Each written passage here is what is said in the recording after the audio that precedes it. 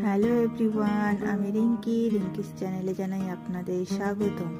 আবার একটি নতুন রেসিপি নিয়ে চলে এলাম আপনাদের সাথে শেয়ার করব বলে। আজকে আমি বানিয়েছিলাম গন্ধরাজ দই চিতল রেসিপি। সবাই তো অনেক রকমের রেসিপি দেখেছেন, অনেক রকমের রেসিপি করেও খেয়েছেন, তবে এই রেসিপিটা দেখবেন, দেখে আপনারাও বানিয়ে খাবেন, দেখবেন আপনাদের ভালো লাগবে। তো প্রথমে আমি এখানে 3 পিস চিতল মাছ নিয়ে নিয়েছিলাম।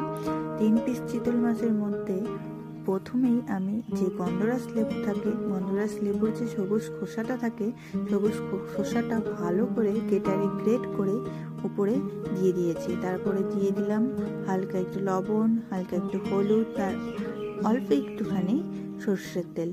মিশ্রণগুলিকে ভালো করে একসঙ্গে মিক্সড করে আধা ঘন্টার মতো মাছটিকে রেখে দিতে হবে, ভালোভাবে যেন লবণ হলুদ মাছের ভিতরে ঢুকে যায়।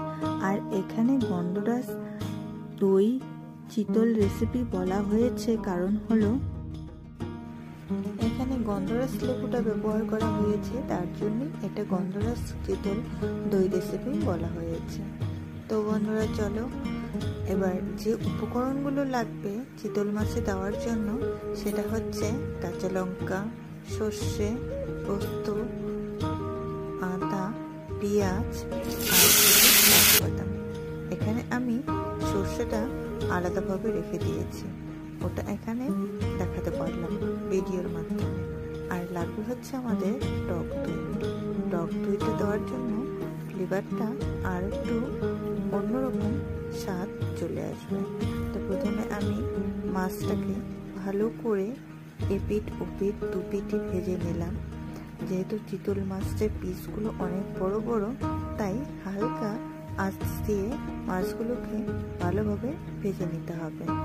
তো বেশি হিট বা আঁচ দিয়ে ভাজতে গেলে মাছগুলো ভেঙে যেতে পারে বা ভিতরেও ভালোভাবে ভাজা নাও হতে পারে, তার জন্য আস্তে আস্তে করে ভালোভাবে দুপিঠে ভেজে নেবে। তো ভেজে নেওয়ার পর প্রথমেই আমি কড়াইতে তেল দিয়ে দিলাম। তেল দেওয়ার পর দুটো এলাচ আর তেজপাতা আর দুটো জিরে ফোড়ন দিয়ে দিলাম।